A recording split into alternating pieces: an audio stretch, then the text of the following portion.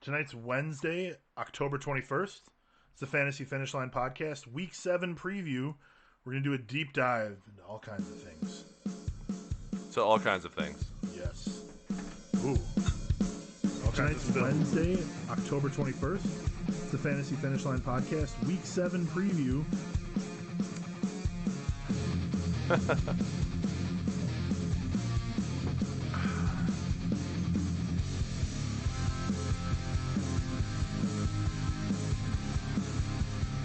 Where did that magnificent baritone come from?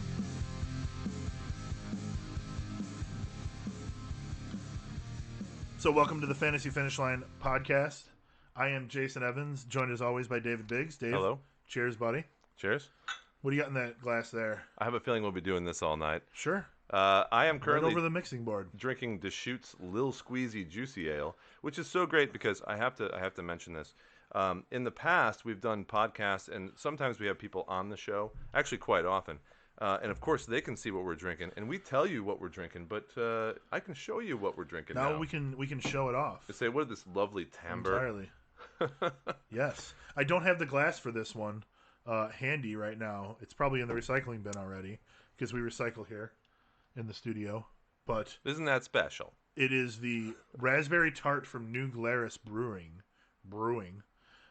from Wisconsin. It is a raspberry tart. I mean, it's self-explanatory, and it's freaking delicious. You know, New Glarus is closed for the rest of this year due to COVID, and we were actually up there recently trying to go to the brewery to have some of their excellent beers, and unfortunately they're not available, but you can always grab that stuff as soon as you cross the state line into Wisconsin.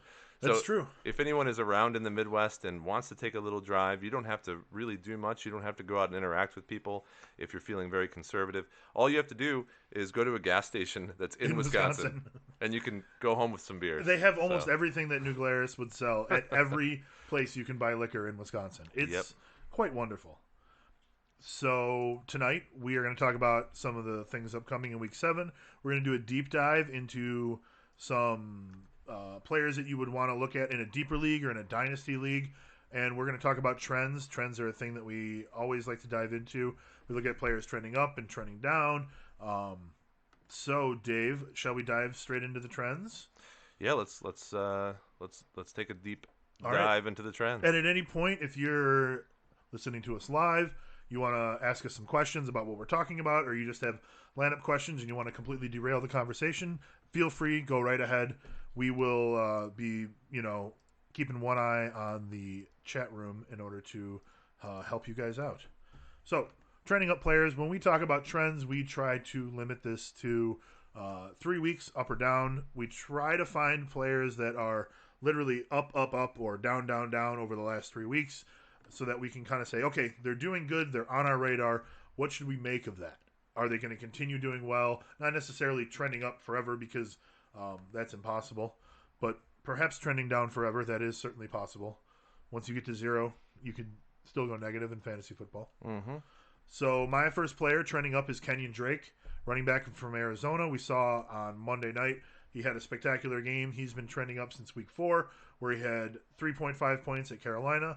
Week 5 at the Jets, he had 12.7, and then week 6 against Dallas, he had 28.4. So he's trending up in all of his relevant stats: carries, yardage, touchdowns, fantasy points, all going up. Love to see it. He put on a great show on Monday night. He capped it off with a 69-yard rushing touchdown at the end of the game. I think it was 2 minutes to go. Really cool to see. So he did what he was supposed to do against bad teams in the last 2 weeks. The Jets, the Dallas defense is absolutely terrible.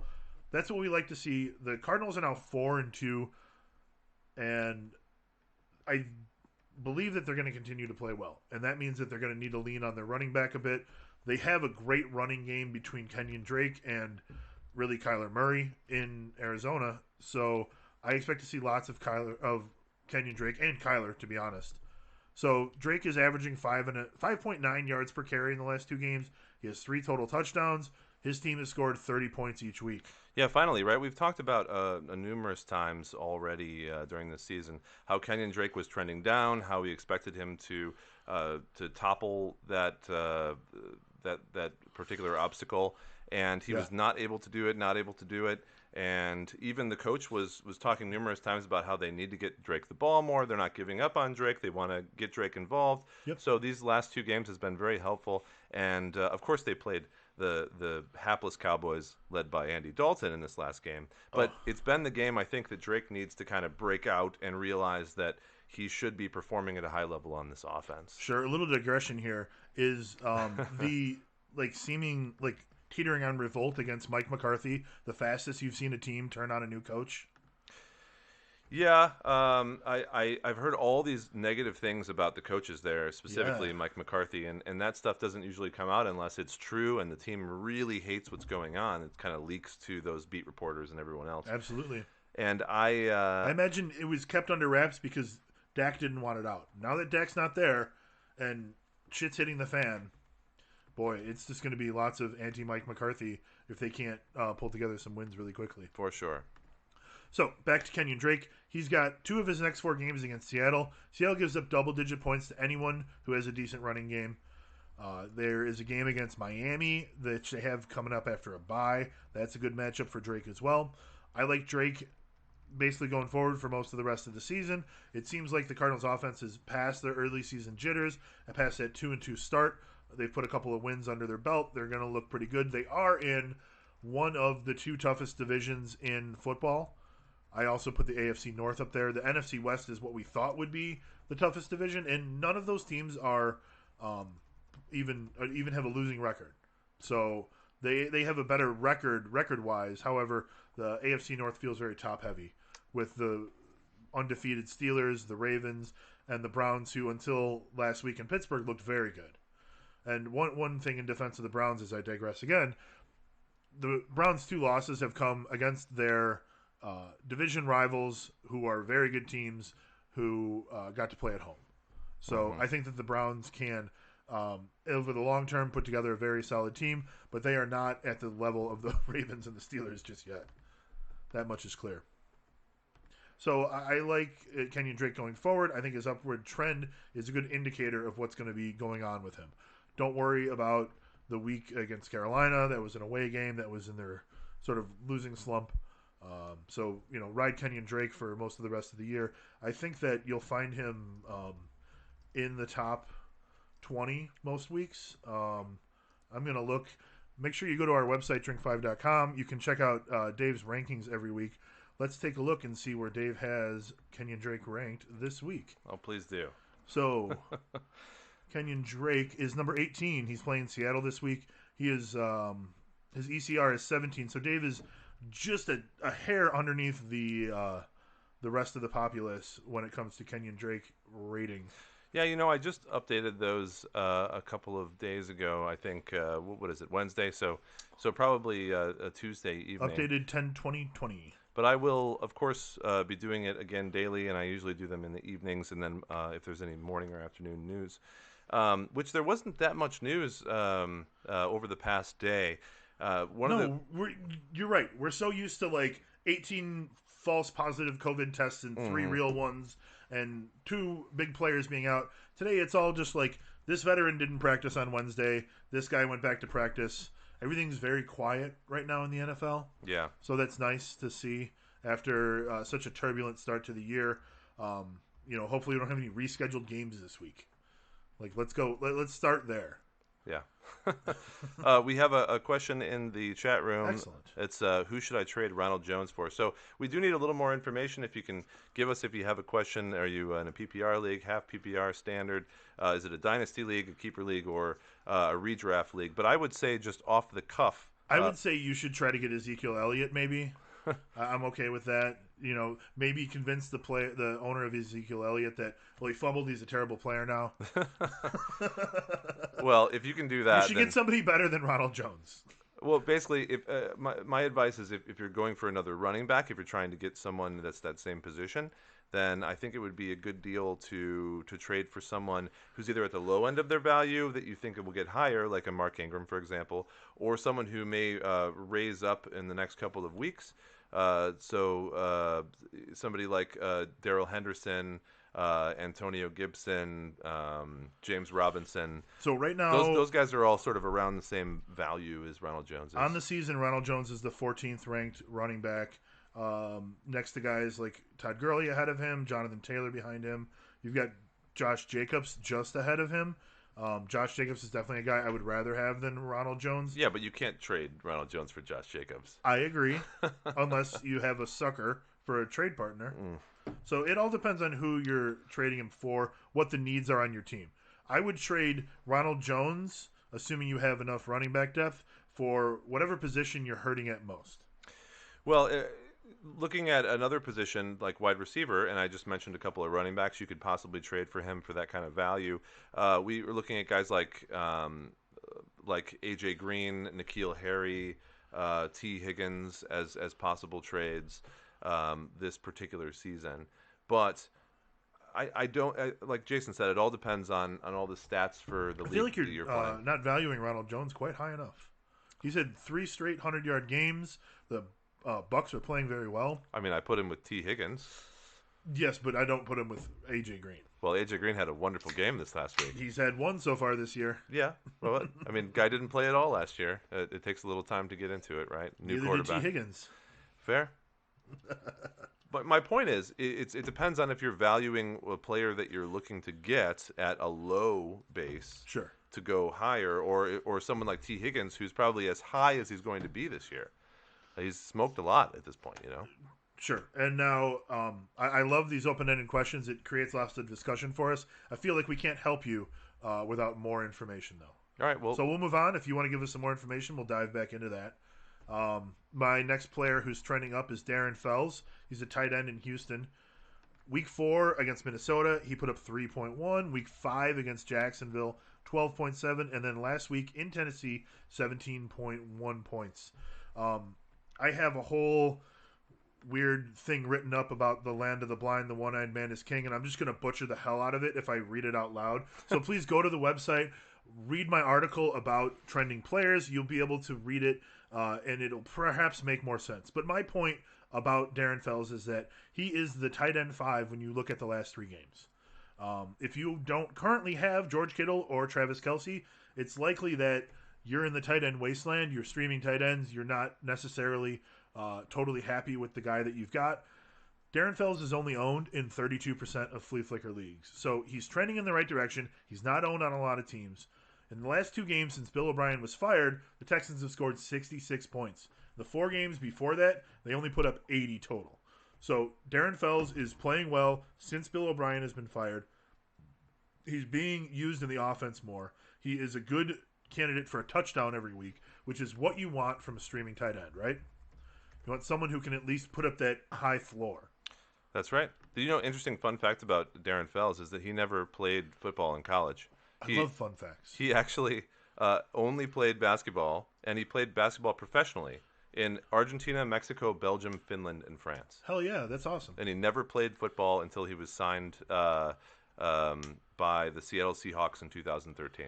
Did you know about the Jacksonville Jaguars kicker this week? Explain the Jaguars situation. I don't remember his name, and I'll get that. Is this from your column on Monday?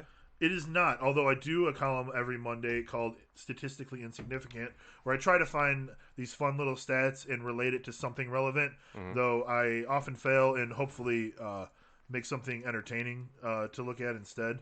So we'll see. Anyways, the Jaguars kicker, whose name is John Brown? John with an N, no K. It's no, John no, Brown. No H. No, that wouldn't be him. So you can send us some. This is great radio. You can send us some screenshots. Not radio at all. You can send us some screenshots if you want to, just like this particular person is in the chat room at dave@drinkfive.com or jason at drinkfive.com, and we can pull up our email and look at your league. But he says, or she says, it's the first time in a fantasy league. So that's interesting. I would say if it's your first time in a fantasy league this year, well, way to ride that Rapids, man. Like that's hell yeah. Welcome to your newest addiction. This is probably going to be like the craziest season that you ever have this year. So it might be a downer from here on out. I don't know. Yeah. But what I will say is that trading is some of the most fun stuff that you can do in a fantasy league. So jump on it. Take the bull by both horns and trade Ronald Jones for someone that you need at some other position. It'll be fun for you. Yeah. If it's a good or a bad experience, it's an experience. So, anyways, John Brown, the kicker, the newest kicker for the Jaguars. It is John Brown. It is John Brown. Okay. They have had 5 different kickers this season. Their latest kicker, his first successful kick in the game was the first time he ever kicked in a football game, ever in his life. Wow. Never played college or high school. Never played at any other pro games. He's a soccer player that they signed that kicked a field goal, and that was the first time he ever kicked a field goal in a live game. Was it a field goal or an extra point that he kicked? The first one, I mean, he I think I successfully saw this converted live. both. I think I saw. I in the game. remember some saying like this is never done it before. Never attempted an actual kick in a game. Let's look at his Pro Football Reference page because he has one now. Way to go! No, that's Jonathan Brown. I want Jon Brown. Oh wait, maybe he doesn't have a Pro Football Reference page yet. This is like stumping our rookie expert Sean Foss on where someone went to college. Yeah, the only difference is there's no such thing as a kicker expert. Let's move on to the next guy. It's Pat McAfee. He made 1 extra point and went 1 for 2 on field goal attempts. Okay. So well done, John Brown. To John. Good job, John. I'm watching a TV show about John Brown, different John Brown, but we won't get into that. So back to Darren Fells. What we see with Darren Fells is that the Texans have identified that he is a guy that's going to score touchdowns, that he's a guy that they need to get the ball to. He had a lot of targets last week, 7 targets. That was 3rd on the team. He has sort of a mixed bag of matchups coming up. So that means he's going to be a good streaming option for some of the weeks, and maybe you would want to go with someone else otherwise. But his trend up is a good indication that he's going to be worthwhile, and he's probably going to finish in the top 10 of tight ends by the end of the year. So it's hard to find your way around the tight end wasteland. It's best to go with someone who has an eye for the end zone, and that's Darren Fells. I like the fact that Deshaun Watson likes throwing to him. He's comfortable throwing to him. He went to him a bunch last year. And perhaps it's not going to be a high-volume guy every week, but it's someone with a decent floor. Mm-hmm. So I just want to look up his touchdowns. He had 7 touchdowns last year. He's got 3 already this year. He's already got 14 catches. I like where this is going. Darren Fells, ladies and gentlemen. So, trending down players, we've got Antonio Gibson, the running back for the Washington football team. Week 4 against Baltimore, he put up 20.8 points. It was a great game. Week 5 against the Rams. And again, that game against Baltimore, a lot of that's garbage points. So it's not quality points necessarily. Week 5 against the Rams, 7.6 points. Week 6 against the Giants, the New York football Giants, 7.5 points. So Gibson was trending up, and he peaked in Week 4. He had a good performance that week, 128 yards from scrimmage and a touchdown. Then after that, since then, he's had just 3.3 yards per carry in the last 2 games. He's seeing fewer carries. He's less effective with all of those carries. Credit for his reduced workload goes to J.D. McKissick. He's the number 2 running back, which is kind of like a 1A, 1B split at this point, really. Technically, McKissick has even started half of the games this year. He's receiving a lot more attention in the passing game than Gibson. So the Washington offense is in quarterback limbo since they benched Dwayne Haskins. Right now they're starting Kyle Allen. They've had Alex Smith in there. I don't know what's going to go on for the rest of the season with Washington. I can't imagine that they start Kyle Allen for the whole year. Yeah. I think that's what they're going to do. I think it's clear that Kyle Allen is their guy. Really? And that it follows the coach from the previous team, so that makes a lot of sense. Yeah. What they're You trying. think they're going to try and get Ryan Fitzpatrick? I don't. Ryan Fitzpatrick is not a means to an end. It's sad about Ryan Fitzpatrick that he had such a good season and then just going to give it to Tua now sort of abruptly. Yes. But that's a different topic and one that doesn't have a whole lot of fantasy relevance other than those people that happen to have Fitzpatrick for some reason starting in one quarterback leagues. And those teams maybe were destined to lose but have been winning. We're sorry about that. I hope you're able to pick up Tua. But I think personally that the whole concept behind Washington and that shift in management is to play the players, the positional players, and redo the entire team. And so you're going to build around people like McLaurin and some of the people on the defense and Antonio Gibson, and you're going to redo that whole team. So in 2 years, it's going to be totally different except for those guys. Yeah. And like if you're in a dynasty league, sometimes you have to blow up your team to make it better. They're going to start Kyle Allen because it's a known commodity for the coach. Alex Smith is not a good football player anymore, but he tried, and he got out there. Yeah. And it's clear that Dwayne Haskins is either going to be released or traded somehow. Interesting. But Very Antonio interesting. Gibson, is it possible that he hasn't been doing very well because of the quarterback turmoil, and that he could start to do better again? Or do you think that it's just the end of Gibson? I don't think it's the end of Gibson. He's a rookie after all. Yeah, right. But what we see is that McKissick is getting a larger percentage of the snaps over the last few weeks than Gibson is. And maybe that's again because he's more of a veteran guy that kind of they know what he has. It definitely could be. So Gibson is not really producing enough to be starting every week at all until he's getting more of the carries again. And maybe if McKissick were to go down with an injury or something like that, then Gibson would be relevant again.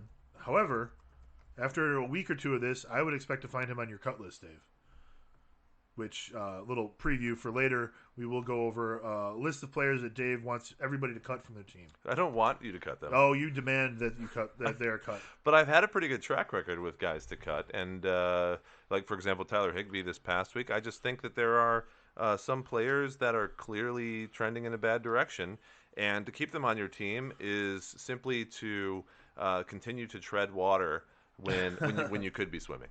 All right. Swim we shall, but not with Juju Smith-Schuster. Wide receiver in Pittsburgh. Week 3 against Houston, he put up 14.3. Week 5, they had a bye week unexpectedly in week 4. Against Philadelphia, 4.8 points. Week 6 against Cleveland, 1.6. One of the fun little quirks of the scheduling is that the Steelers have had 4 straight home games. They were supposed to have an away game in the middle of that, but they didn't. So 4 straight home games means that they're going to play a ton of away games later on in the season. Do you think that'll affect them at all? Do you think that the home games have helped their 5-0 start? I don't think it will affect the Steelers. I think that they are a clearly very solid team right now. All to take this with a grain of salt. Of Look course. at the back wall here as Dave talks. I'm a big fan. He set up that wall.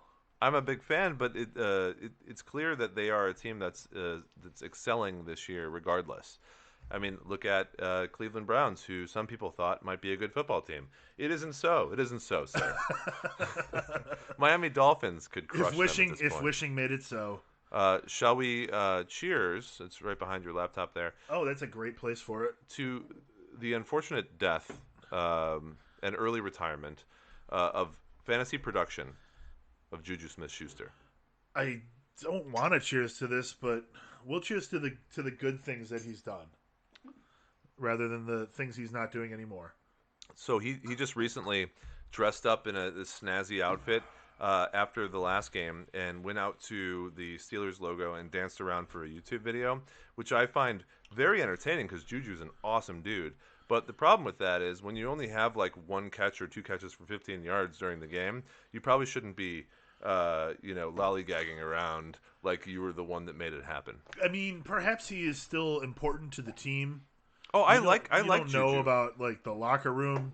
I'm sure he's important to all the guys still. Dude, I love Juju, and I think he's super important to that team. However, he's no longer a wide receiver 1, and maybe not even wide receiver 2 with the advent of Claypool and Johnson that are simply better specimens for this offense. That's true. It's almost like you read my blurb about Juju Smith-Schuster. Read it up. So far in the season, he has not broken 70 yards in any games. Since their impromptu bye week, he's averaging a dismal 5.7 yards per reception. So we've got Chase Claypool, we've got Deontay Johnson. Would you agree those are firmly the 2 guys that are ahead of him? Yes, 100%. I think Is James James Washington is Washington behind him because he's kind of a deep Like the deep 4? threat guy. Okay. Yeah, Makes sense. It looks like Smith-Schuster, as I'm saying, relegated to 3rd or 4th on the target list because you've got James Conner there still. So That's the Steelers are playing very well. A 5-0 start, the best they've had since the steel curtain of the late 70s. So there's no need to fix what's not broken. I don't see a bounce back in store for Juju. There's no reason to change what they're doing because it's working very well. I mean, he could occasionally get a touchdown, which he has, but it's just not going to be consistent enough to be starting him on your fantasy team. Yeah, so he's still rosterable, which Microsoft Word insists is not a word, but I'm making it a word. He's also got a really cool YouTube channel, so I encourage you to go subscribe to us and Juju. That's right. Please. So he's going to have a role on a high-powered offense, especially if there's any injuries ahead of him. I would keep him on the roster for now. I don't expect him to see him on your cut list as soon as Antonio Gibson, but perhaps in 3 weeks, not 2. Yeah, not yet. Interesting note for deep leagues or keeper leagues or dynasty leagues is that Juju will probably, in my opinion, as a longtime Steelers fan, will probably be let go in the offseason next year to be a free agent or be traded away somewhere. Is this the end of his contract now? Yeah. So it's likely to me that Juju will have the same path as a Sanders or a Burris or a lot of the other wide receivers that had a lot of success on the Steelers, but will move on to another team where they could be the wide receiver 1 or wide receiver 2 somewhere else. Yeah, next year, unrestricted free agent. I mean, Juju's he's got it. It's just that. So did they decline his 5th-year option as a rookie, or is that not a thing other than quarterbacks? I'm not sure. Okay. But yeah, I mean, look at him. That'll take more research than we can do in the next 30 seconds. Look at him as being a starter next year somewhere else as Pittsburgh moves on and doesn't really want to spend the money on Juju. We're going to need our assistant, Ben. Ben, can you take a look at that for us? It's going to be sad for Juju. I hope that the Steelers at least give him like some kind of like gold and diamond studded bicycle or something as a that would be dope. As a going away present. Look, Juju Smith-Schuster is he's probably going to be. He's 23 years old. Oh, he's so young. He has a great future in the NFL. It's just not working out on this team right now for him. And they might even sign him. It's just that I don't think they're going to spend the bankroll on a guy that they're not really utilizing. No, it's almost like, and this is attributing a lot of evil to the Steelers, but evil. Like they're purposely not using him a whole lot right now in order to reduce his value so they can re-sign him for cheap. I think it's much more like the wide receiver room is so good in Pittsburgh that they know exactly who to draft and who's upcoming. Claypool is a massive guy. He's like 6'4", runs an almost 4.40. He's going to destroy people for like the next 4 years. Yeah, I've got both of them on my Dynasty team. Yes. I'm happy. We're going to dive into Dynasty in a minute, but I have one more dishonorable mention. I wanted to bring up Joshua Kelly, running back from Los Angeles Chargers, not the Clippers. I just traded him away in Dynasty. Well done. Yeah, thank you. Appreciate that. So he is not officially trending down by our standards, meaning it's not 3 weeks in a row of descending point totals, but it's 3 weeks in a row of bad point totals. Kelly has been utterly useless when it comes to fantasy football. Justin Jackson assumed the role of the injured Austin Eckler, and he will be back later than sooner, according to Coach Anthony Lynn. So what we're going to see is that Joshua Kelly is going to be relegated to being useless, barring injury, and that Justin Jackson is going to be the guy there who is fantasy relevant. Yeah, what did I tell you guys a couple weeks ago? Justin Jackson was the guy and not Joshua Kelly, and it's come true. And you've seen that there just hasn't been an explosive play from Kelly. He's a guy who has had fumbling problems, who has been able to make a couple plays, but nothing NFL level, nothing at that upper echelon that he should. Yeah, as a rookie, he's just not there yet. Yeah, I mean, he might be one of those guys that you draft in the second or third round of a dynasty draft, and you end up just dumping to the waiver wire, and perhaps he ends up having some success down the road, but I don't think it's going to be this year. All right. Do we have any other questions from the chat room, or not currently? Move on? Although we're waiting for some more information from the earlier question, which I'll look for right now. Okay. But go ahead. We'll move on to the next thing. Okay. Well, we're going to talk about some deep league and dynasty pickups. So what we're looking at here are players who are beyond the normal starters. So when you talk about quarterbacks, you're talking about players who are ranked below number 20, running backs ranked below number 50, wide receivers ranked below 40, tight ends ranked below 20. And these are for deep leagues. These are for dynasty leagues, which to me are some of my favorite leagues to play in. They're much harder. There's more at stake because what you do this year reverberates down the line. You make one good pickup on the waiver wire, and it could benefit you for years to come. Well, I know you like steaks, and so do I. Cheers to that. And I think that maybe one of these weekends coming up, we should do some nice sous vide steaks. I agree. It's a beautiful thing. Yeah. Yes. We cheers. should do steaks in more than one way. But yes, let's talk about this. So I have a couple guys for each position, or at least some of them. Tight end's a little difficult to find deep cuts. They normally are doing well, or they're not really doing anything. So for quarterback, I'm looking at currently Derek Carr. Derek Carr is a guy who this week is ranked ECR 22. We've talked about him at length in the past over many different podcast episodes. And Derek Carr, if you remember a couple of years ago, was someone that was on everybody's list as being a guy that was up and coming, doing so well. There was a particular year, it was 2016, where he had almost 4,000 yards and 28 touchdowns and only 6 interceptions. And that was such a good year for Derek. Yeah. After that, he still has had years where he's thrown for over 4,000 yards, but he's never approached that amount of touchdowns, that 28, 32. This year, however, he is doing pretty well with the highest completion percentage so far over the year from any of his years previous, 73.6. It's 106 completions on 144 attempts over 4 games. Averaging 273.8 yards per game, which is his highest, again, throughout his entire career. Yeah. He's only had 8 touchdowns, but that's not so bad considering 0 interceptions so far this year. So I really like the way that the Oakland Raiders offense has changed into something that is fostering players that are actually fantasy football relevant. He's having a career year. Can I read you some stats? Go ahead. So he's got 11 touchdowns on the year. His highest is 32. He's a third of the way in. So he's definitely on pace to at least hit his career high. 6.3% touchdown rate, which means 6.3% of all of his passes are touchdowns. That's the highest he's ever had in his career. He's also at the lowest interception rate of his career. He has only 1 pick on the season. Great job. 73.1% completion rate. Best in the league right now. Well, you just took all the stats that I said and picked different ones, but it's because I wasn't including week 5's information in that voiceover. But other things that he's doing the best in his career: yards per attempt, yards per completion, yards per game, quarterback rating. Yeah, point stands. Derek Carr is a player who is still being ranked in the lower third of all of the quarterbacks on a week-by-week basis, but is someone that should be starting towards the end of the year or even right now on your fantasy league. Now, this is, again, a deep league dynasty because I feel like this is a player that may not end up being replaced like some people thought he would, that may end up being the guy for years to come based on how he's done. When I look at his stats, it reminds me of players like Phillip Rivers, for example. He could easily be a very long-standing quarterback in this league. Oh, yeah. 57% owned in flea flicker leagues.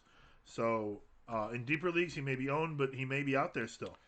And I know definitely not a big ownership number. I know one of our contributors, Ted Bukowski, would be very happy to hear. He is rooting along with the stream right now. He is loving this. He's a Raiders fan, so he's been waiting for a couple years now for Gruden's Grinders to really go out there and do well. And you know what? I think it's happening a little bit. We've seen the Raiders do pretty well and change up the trajectory that they were on previously. All right, so we got another question from the chat room, if you will. Week 7 schedule. Let me just get some matchups prepared here. So they want to know, for a flex position, would you go Drake or Lockett?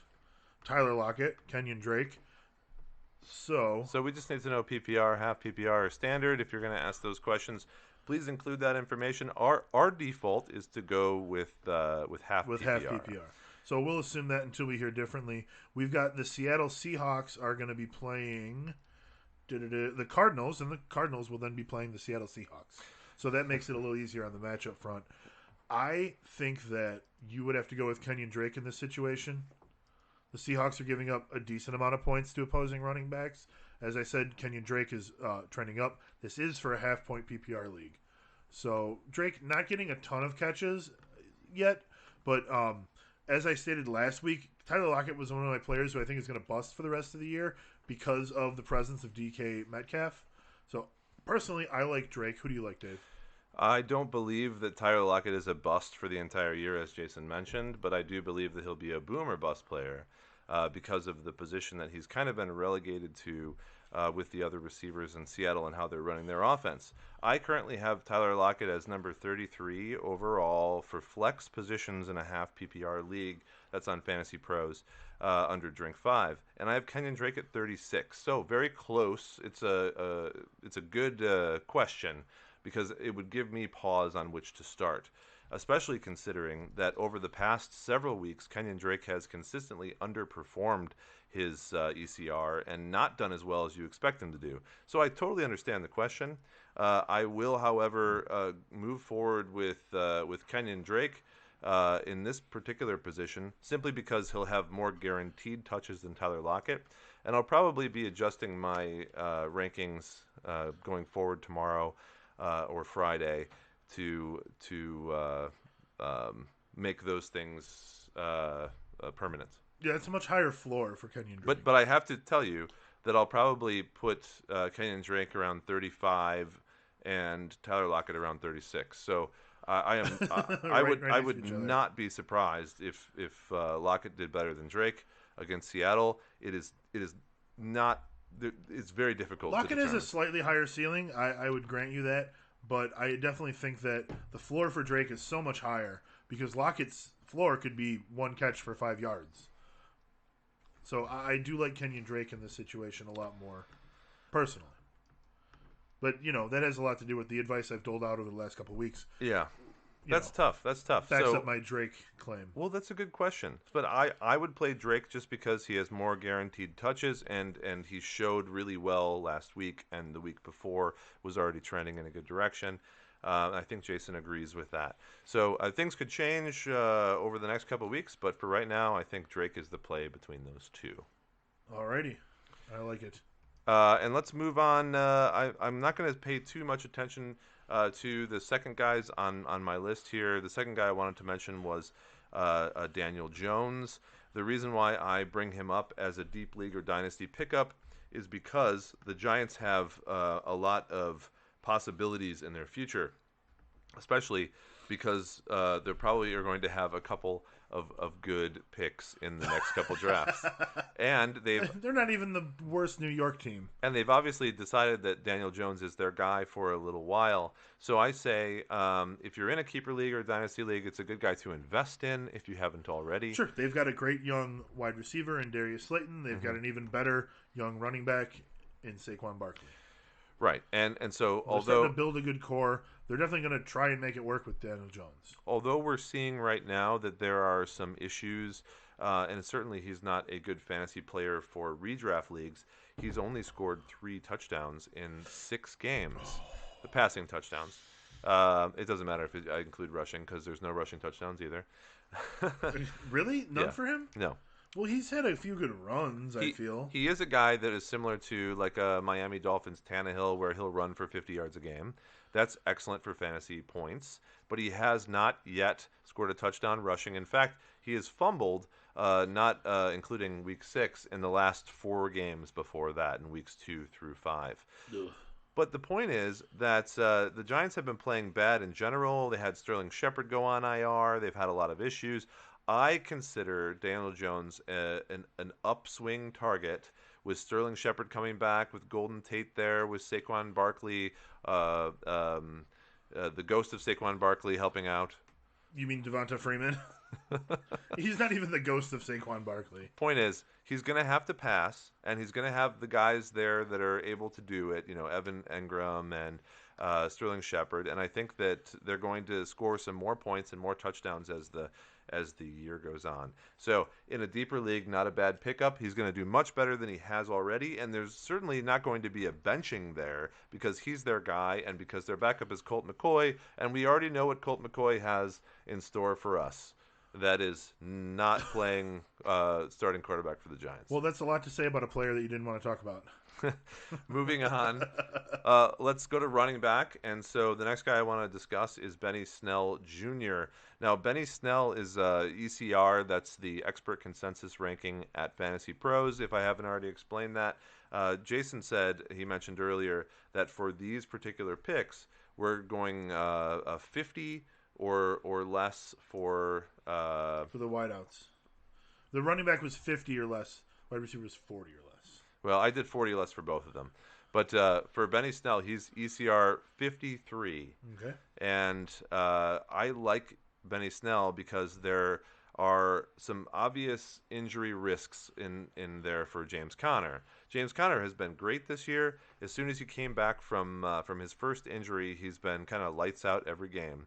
But Benny Snell is still getting the ball a couple of times, which is good to see, because that means that he's still the backup guy in that offense.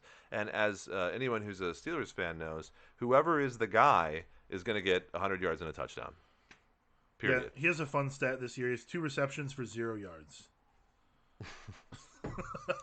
So Snell is not generally a guy that gets the receptions. That would be Jalen Samuels. That's like one of the stats from my column this year was that Derrick Henry finished the game with 2 catches for 52 yards, helped along by his 53-yard reception. Yep. No, you're right. But I like the idea of picking up a guy, especially behind James Conner, who has been injured a little bit, at least every year that he has been fantasy productive. Benny Snell is going to give you what he gave you last year. He is averaging the same yards per carry, the same yards per game, the same attempts per game. Yeah, he's a guy. you know what he has. But again, this is for deep leagues and dynasty, and I think that he's a guy to have on your roster. The second guy I have is A.J. Dillon for a similar reason, because we've already seen Green Bay be a little bit cautious with their main guy there, Aaron Jones. And Aaron Jones and Jamal Williams are the people there in the offense currently. Everybody knows that. He's had an amazing year so far. But I've watched a couple Packers games. In many different series, they leave him behind. He looks winded. He's gassed. Like, he's not going to last that much longer. He's going to really blow up Derrick Henry. All the fantasy points here. But A.J. Dillon could easily be a guy who steps in because of injury, or barring that, if they are not going to spend the money on Aaron Jones over the next year or two. They drafted A.J. Dillon to be exactly who he is that early down guy, the goal line guy, the guy that can take a couple passes. Right now he's the number 3 back in that team, but that's a good team to be a number 3 back on. Are they only using him in garbage time? A few things worry me about that. He had 5 carries last week when they were getting blown out. He also had 5 carries in the game against Detroit when they blew out Detroit. And then he has not received a single target in the passing game yet. Here's my opinion, and I think it is reflected also by a Packers beat reporter earlier in the season. And that is that there's no reason for the Packers to switch to this new rookie they drafted, especially on a team with Aaron Rodgers. He needs to get way better at pass protection. Yeah. He needs to understand his role and understand the NFL and understand the speed of the NFL. Sure. So much like a Tua, he's not going to get a lot of usage until later in the year or next year. Well, that's a bad comparison considering Tua's been named the starter. Yeah, well, this is later in later in the year. It is now. All I'm saying is this is back from August 23rd. So the idea is that we know that running backs in general that are new running backs, rookie running backs, guys that you pick up that haven't had that role before, are not as good in pass protection. And Aaron Rodgers is a guy that will demand perfection in his offense. And so A.J. Dillon is not going to He'll demand it, but he'll take what he can get. I mean, he's taking it. He's doing well. Yeah. With the exception of this past week. Boy, I wasn't expecting that. Well, neither was my FanDuel Sportsbook betting line. So I do like A.J. Dillon. I think he'll step it up a lot, considering he's ECR 70. I think at the end of the year we'll see him used more often, especially to spell Aaron Jones, because they're going to want Aaron Jones safe and well for the playoffs. True. And much like a lot of these teams, they're going to take those guys out quite often. You see Ezekiel Elliott, he's going out a lot for Tony Pollard. No coach wants to be the guy that plays their main dude too much, and then he's unable to play during the playoffs. It's one of the few things that coaches have real control over is like load management. Yeah. Wide receiver, I like Brandon Ayuk. He is from Arizona State, so he partied a lot, which is fantastic. That's something I look Good for. for him. A level of partiness. Does it range from like Peyton to Gronk? Is that the scale? Phillip Rivers to Gronk. Peyton Manning to Gronk. Phillip Rivers is probably. Phillip Rivers has a darn good time, Dave. Dagnabbit. He knows how to freaking party. Dagnabbit, you're right. Here's a guy who, like, his first couple plays, he was hurdling people for touchdowns. Yeah, it was awesome to watch. He's a fantastic wide receiver to look at. He has 4 carries, 2 touchdowns on those carries. Right, and not only that, but he has 1 receiving touchdown, and he's only been out there for a limited amount of time. I mean, the guy has only had 14 receptions and 4 rushes, and he has, out of those 18 touches, he has 3 touchdowns. So that's something we used to look at when we algorithmically were doing rankings years ago. Points per touch. Points per touch, which is such a great stat. And who was the best points per touch candidate ever? Antone Smith. Running back Antone Smith, who would only occasionally run the ball. When you don't care about sample size, it's Antone Smith. When you do care about sample size, the answer is Darren with an S. I can't remember his name. He was on... Darren with an S. He was on San Diego and then New Orleans and then Philadelphia. Darren with an S. I only know Darren McFadden. Darren with an S. Tell me who that is.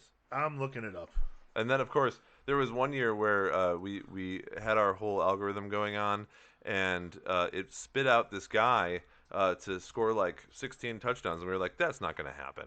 And it ended up happening. Darren Sproles. Sproles. How can we forget that? And that was we have to take a drink for that. That was a particular wide receiver from Green Bay. I missed the lead into that. What was that, Dave? Yeah, when this guy had like 14, 15 touchdowns in a year, our algorithm told us that would happen, but we said, no, that's not going to happen. And then it happened again. We need to adjust it. The very famous James Jones. James Jones, that's right.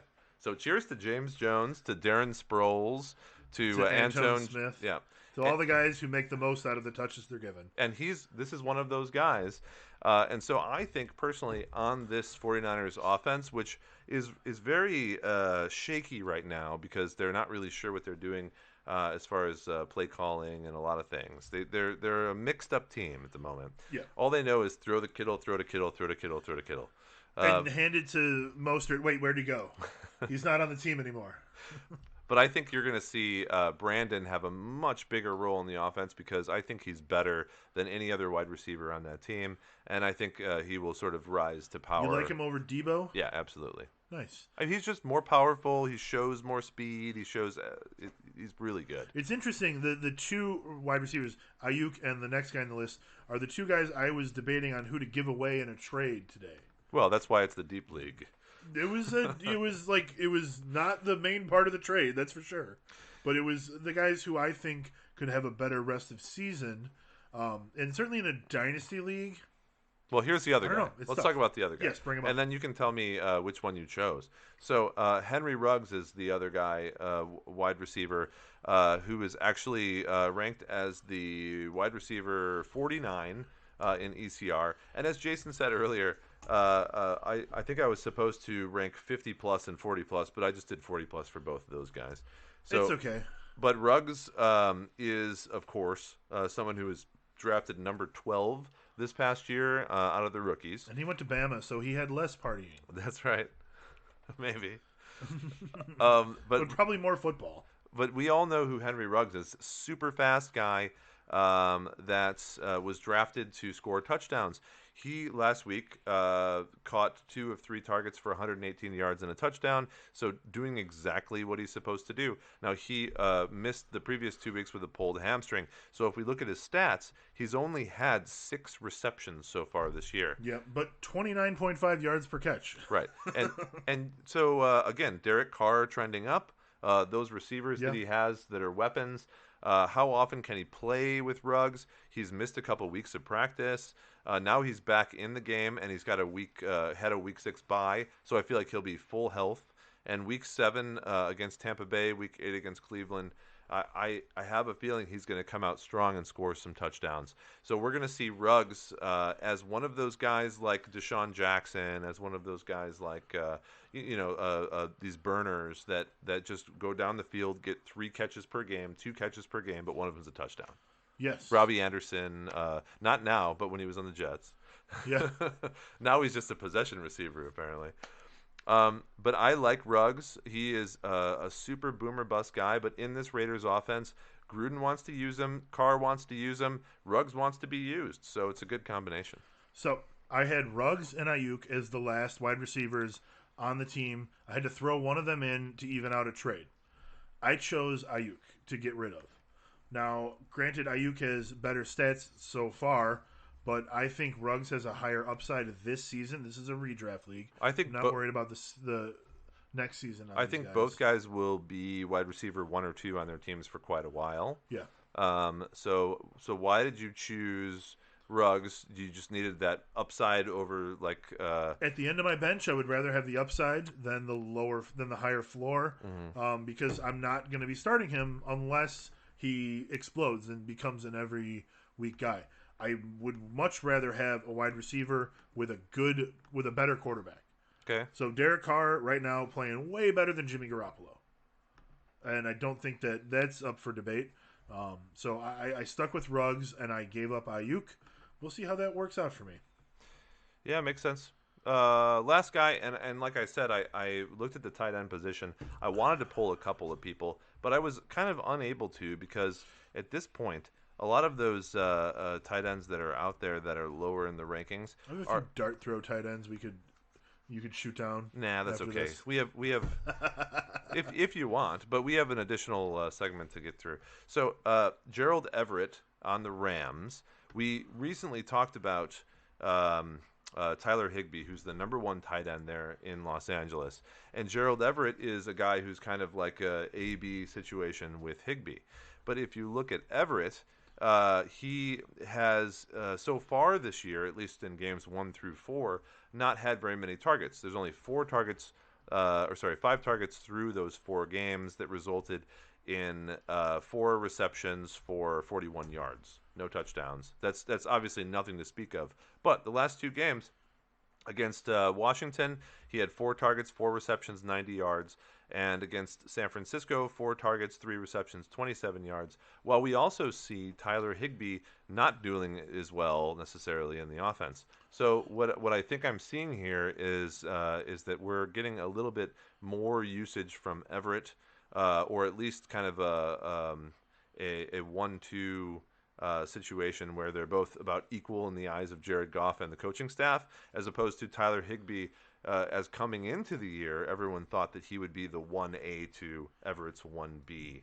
I don't know that he is someone to grab and play in a redraft league, but that's the whole point of this. I think that here is a guy who will consistently be your tight end 2, but that is available in a lot of leagues.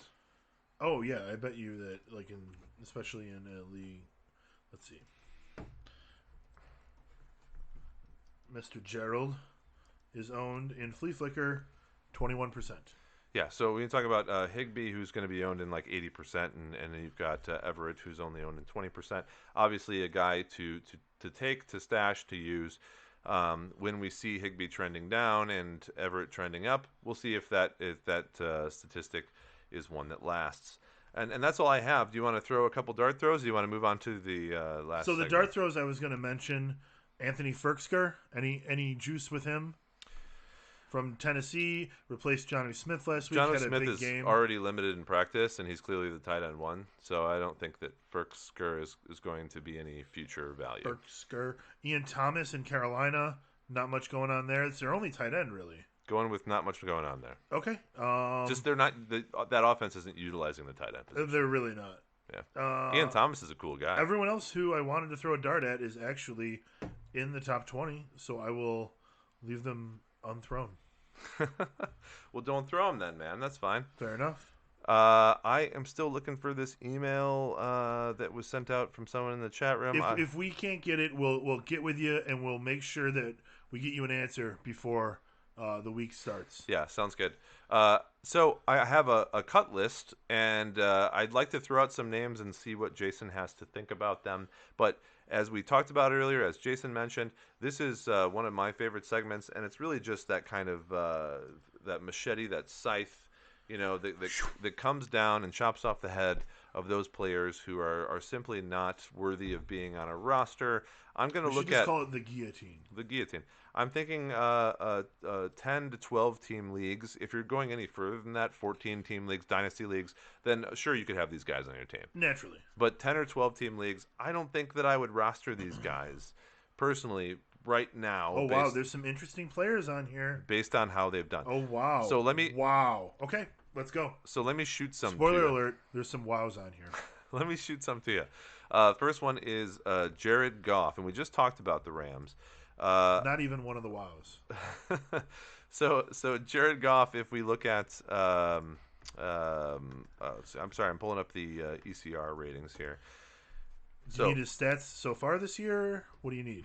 Well, I'm looking at my rankings. Maybe you can look at the ECR from Fantasy Pros. I have Jared Goff ranked as number 19 going into this week. And he was a guy who was a little bit higher on the rankings earlier in the year. Granted, he's going against Chicago, but I still don't think that Jared Goff is someone that I would play on a week-to-week basis. When I look at his... He averages 2.5 interceptions per game against the Bears. when we look at his game stats, he has had 5 interceptions already over the course of the year, along with 1 fumble. And last week against San Francisco, he only put up 198 yards, 2 touchdowns, and an interception, which is not good enough in a 10 or 12 team league. Tell me your thoughts on Jared Goff this year. I'm perfectly fine with cutting him. You're not going to hear an argument from me. I don't think that if you have let me rephrase this. If you have a starter that you're comfortable with and you're past the bye week or you're not immediately coming up on a bye week, you should not have a second quarterback on your roster. Yeah. And Jared Goff doesn't belong there at all. I mean, I could see streaming him against like the worst team that he has to play all year, but that's about it. The worst team. I mean, none of his games are really like 267 and 3 touchdowns, 321, 2 touchdowns and a rushing touchdown. That must have been his best game, week 3 against Buffalo. And yeah. You're not like going to say, "Oh, Buffalo's the team I want to start him against." Maybe against Washington. No, get rid of Goff. We don't need to talk about it anymore. Who's your next guy? Okay, next guy is Kirk Cousins, and Kirk Cousins has had a great game last week. He scored 30-ish fantasy points, depending on your scoring system. Last week, he had as many touchdowns as interceptions. 343 yards. He did have 3 interceptions, but he had 3 touchdowns, which is great, right? 300-plus yards, 3 touchdowns. But the reason why I'm saying this is because he has... basically had his big game versus Atlanta, and I feel like at this point they simply double down on the running game. They don't pass very much. They have some bad matchups coming up. It doesn't seem like a good play going forward. He's off this week. He goes through the division after that. Packers, Lions, and Bears. Yeah. Don't use Kirk Cousins. So when you look at yards per game versus opposing quarterbacks, I'm looking at Flea Flicker right now in their stats. We have Minnesota going up against Green Bay, who gives up the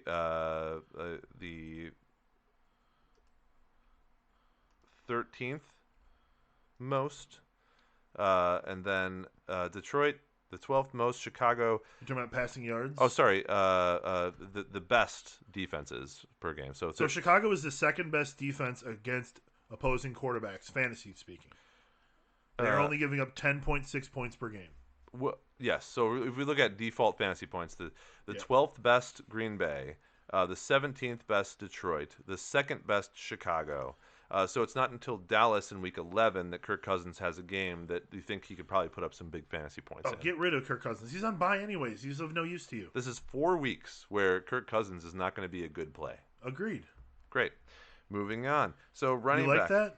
No, I don't like that. Kirk does though. That's a good one. Cam Akers. So, for those of you who aren't that familiar with Cam Akers, he was just drafted in round 2 for the Rams, but he didn't have any touches this past week. And I love the guy. I think he has a lot of talent going forward. However, if we talk about people that are trending in a bad direction, the first week he had 14 rushes for 39 yards.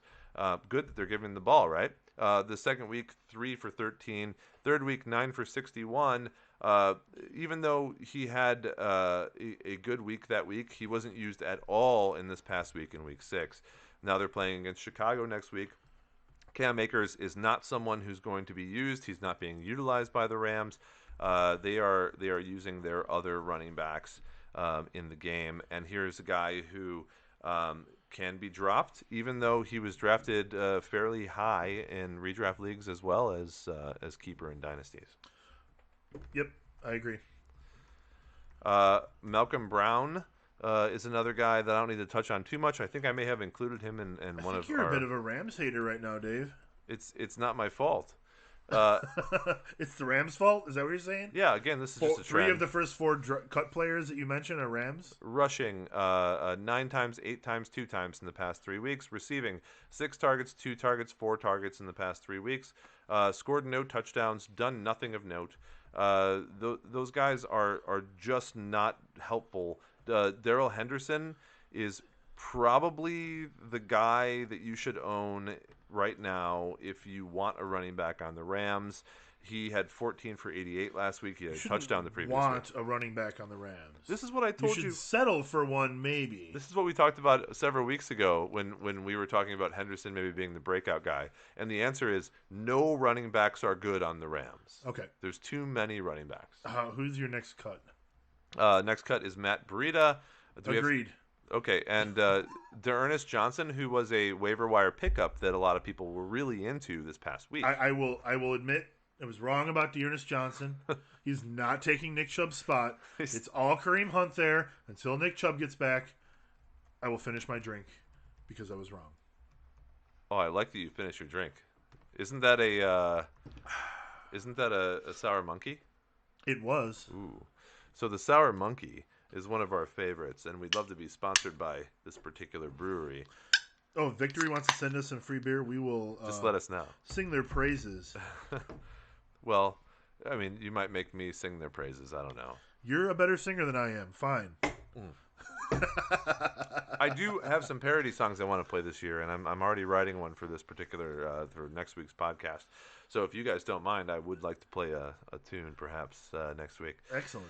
So my next category is wide receivers. We're going to go through them fairly quickly. Julian Edelman, who is quite a surprise, but it's not because Julian Edelman is not a good receiver. I feel like it's because the team's interplay between quarterback with Cam Newton or Jared Stidham or Brian Hoyer or whoever the fuck is their quarterback is just not understanding how to run this offense correctly.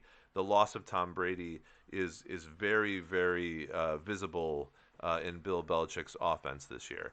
And although he's had so many targets, I mean, a huge amount, he still has only had 7 receptions for less than 70 yards over the past 3 weeks. Yeah, aside from the frantic comeback game that they had in Seattle, where he had 8 for 179, he has no touchdowns on the year. A terrible catch percentage for a guy who should be a high percentage receiver. Well, he has been getting a lot of passes that are in very strange positions. Yes, they're Cam Newton passes. I totally acknowledge that. Yeah, it's a problem. And although I don't think that Julian Edelman is suddenly a washed-up receiver, I do feel like, at least for the time being and going forward, he's not a startable offensive player. And not fantasy relevant. In redraft leagues, he is droppable. Interesting. Okay. Do you disagree? I'm not dropping him yet. Do you have him in a redraft league? I do. Who would you? Why would you even play him? Like anyone that you can I'm pick not up. playing him, but I'm hold on to him But still. anyone you can pick up is better than him. I don't think so. Okay. So tell me, for example, the best wide receiver available on the wire in that league, and we'll compare him to Julian Edelman. Okay, so the best wide receiver in terms of points scored right now: Cole Beasley, Randall Cobb, Russell Gage, Greg Ward, Sammy Watkins, Adam Humphries. Cole Beasley is maybe the only one I would want above them, and he was just cut. He's still on waivers. So Cole Beasley has 2 touchdowns in the last 3 weeks. He's had 13 receptions in the last 3 weeks, with a solid average of I don't know why he was cut, to be honest with you. 6 targets per game. Let's take a look at who cut him and make fun of them. He's scored far more points than Julian Edelman on a regular basis. Someone I know well. Cut him.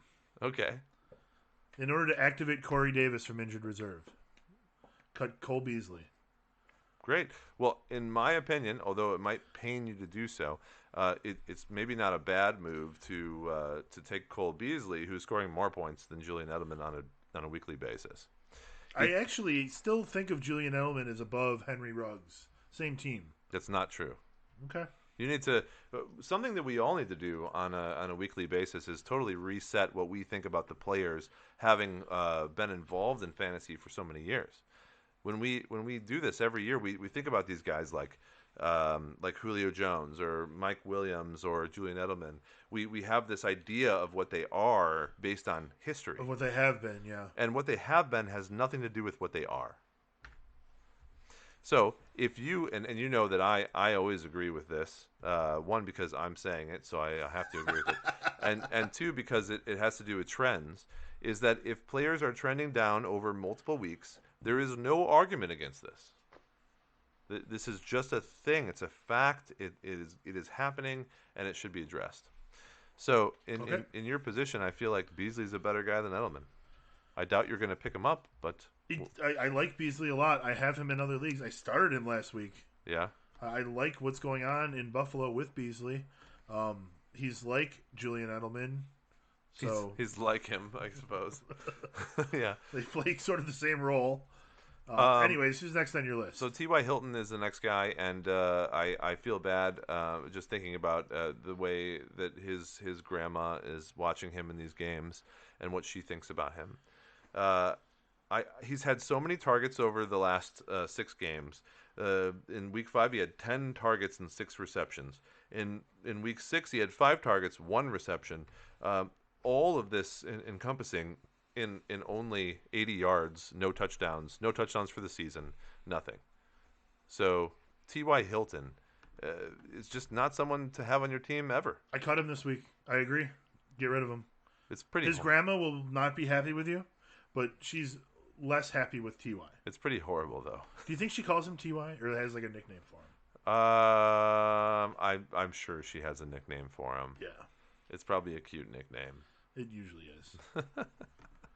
We have a question from the chat room. It's a start 3 question. Those are always interesting. So Godwin, Boyd, Lamb, Woods, Higgins, Fulgham. We didn't talk about Fulgham this week, but he's Godwin for sure. He's continued right off the bat. He's continued to trend up, and he's been awesome. And in my opinion, I feel like Fulgham is going to be a guy who is on our radar now because he's simply what Wentz needs to get up and go, and he's going to stay there. As far as this particular matchup or series of guys, well, they're playing on Thursday night against the Giants. I agree that Godwin is a start no matter what. So he's got Boyd and Higgins on the same team. I assume he's talking about Tyler Boyd. I can't think of another Boyd. Do you like Higgins or Boyd going forward? Not saying that he would start out of the 3. I'm just curious about those 2. I have them ranked 29 and 30 and half PPR. It's always that case. Who's 29, Dave? 29 is Higgins. I like Chris Godwin and Robert Woods. Yes, Bobby Trees. I might go with Fulgham as the 3rd. CeeDee Lamb is great, but I don't like what I saw from Andy Dalton last week. I don't think that Mike McCarthy is going to be the one to make a lot of changes from week to week in order to fix things. So I don't feel comfortable starting CeeDee Lamb right away. I would go with Godwin, Woods, and Lamb personally. But I understand if you don't feel comfortable starting Lamb, you maybe go with Higgins or Fulgham. Yeah, I could almost flip a coin between Fulgham and Higgins. Yeah, I like Lamb. He likes Fulgham. Fulghams? What's Fulghams? Higham? What's Higham? Finishing up the list, we have Mecole Hardman. Jason and I talked about him last week, and here's a guy on the Chiefs offense that certainly has the ability to score 80-yard touchdowns, but simply won't on a week-to-week basis or even two-week-to-two-week basis because there's too many receivers, too many people on that team scoring touchdowns. There's about to be another one. And there's Le'Veon Bell, who now, at the worst possible of circumstances, will take, 30% of the carries in that backfield. Yeah. And he's also going to get passes, and it's not good for a guy like Hardman. So we should not start him on any week, personally. Now, tight ends, I have Zach Ertz, who is injured I feel like he is a drop because we don't know what's going to happen with him going forward. And right now, all you need to do is pick the players for your team to get you to the playoffs.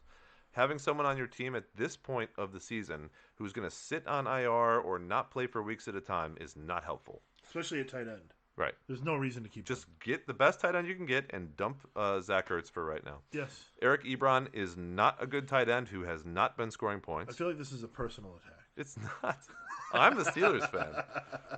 Ebron is a good tight end. He simply doesn't need to be used in an offense with Claypool, Schuster, and Johnson and Washington. Zach Ertz was one of the woes, in addition to Julian Edelman, by the way. And Robert Tonyan, who scored 3 touchdowns in one game, is not someone who you need to start on a weekly basis. He just had a really good game because Adams wasn't playing, and Marquez Valdez-Scantling is not a good football player. Now that he has Devontae Adams back, there's no real reason for him to throw the ball to Robert Tonyan in the end zone 3 times, and he's not going to ever do that again. Tanyan's the 5th-ranked tight end on the year. Because of the 3 touchdowns. He also had a touchdown in each of the previous games as well. Okay. I'm just telling you that has to do with Devontae Adams. He has more games with touchdowns than without. That has to do with Devontae Adams not being healthy.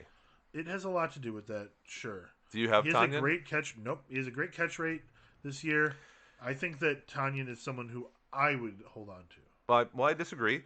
You disagree that I would hold on to them? Yes. But I know that Tonyan and Rodgers both like sipping tequila and whiskey, and they probably Zoom each other from their houses and talk about game plans for the next week. So, I mean, that's cool. But when Devontae Adams is playing for Aaron Rodgers, he's the only person that gets the ball. Yeah. So this gentleman in the chat who's been with us from the start, we did get his roster, right? And this is a stacked roster. I almost failed to see that it would be real. So the roster is as follows. Russell Wilson at quarterback, Aaron Jones and Ronald Jones, the Jones brothers, starting at running back. Devontae Adams and DK Metcalf starting at wide receiver. Hunter Henry at tight end, the only weak spot on the team, and Josh Jacobs in the flex. This is a ridiculous team. Guess who he has on the bench who hasn't been able to play for a while? Who's that? Christian McCaffrey. Oh, bring Christian in. I don't think you need anybody. Bring Christian right over. You could.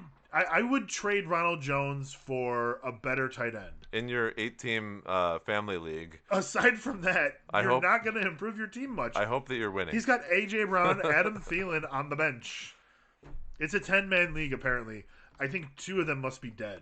Hey, well, that's pretty awesome. Congratulations. That's one of the most stacked lineups I've seen in a long time. You are clearly based on on your iconography. If this is your first year playing fantasy football, then we're all in trouble because you're about to take over. You're clearly an imposter, and I'm voting you out of the airlock based on your iconography. We have one question as we leave. Should I start Ingram or Schultz for my tight end position?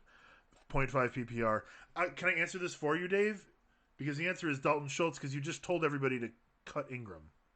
Not Ingram. You told everybody to cut Ebron. I did not tell everyone to cut Ingram. I confuse my tight ends who have the initials EE. Sorry. And Ingram is playing against the Eagles, who are 29th against tight ends in fantasy. So the answer is Ingram. Evan Ingram. Yeah, I would go with Evan Ingram here as well. Now, Evan Ingram has not had a good couple of games, but he will have a bounce-back game here. It is simply written in the sand. And Dalton Schultz is not a bad tight end, but as Jason said earlier, what we should be suspicious about is the fact that the Cowboys are being led by Andy Dalton, who is middling at best, as we know, and the management and the situation surrounding the Cowboys is tumultuous at best. The Eagles have given up games of 25 and 32 points to opposing tight ends. Yes. So that is ridiculous. Ingram. We have one more question. Ingram all the way. I'm going to give this one to you, and then we'll sign off. Okay. So pick 2 for PPR. It's Cooper Kupp, Chase Claypool, or T. Higgins. He's really concerned about Kupp's matchup versus the Bears. So Blue Crew, Jason, pick 2 for him, Kupp, Claypool, or Higgins. I, too, am concerned about the matchup against the Bears. So when it comes to wide receiver fantasy points given up, the Chicago Bears are among the best teams, the second fewest points given up. Among the best. One of the 2 best, I suppose. Absolutely. The Rams being the best. Somehow doing well. If you have wide receivers in this game, don't play them, unless it's Allen Robinson, I guess. But I digress. My answer for you, sir, T. Higgins and Chase Claypool. Okay, there you have it. Please subscribe to the Drink5 YouTube channel. We would love for you guys to come back and see future broadcasts.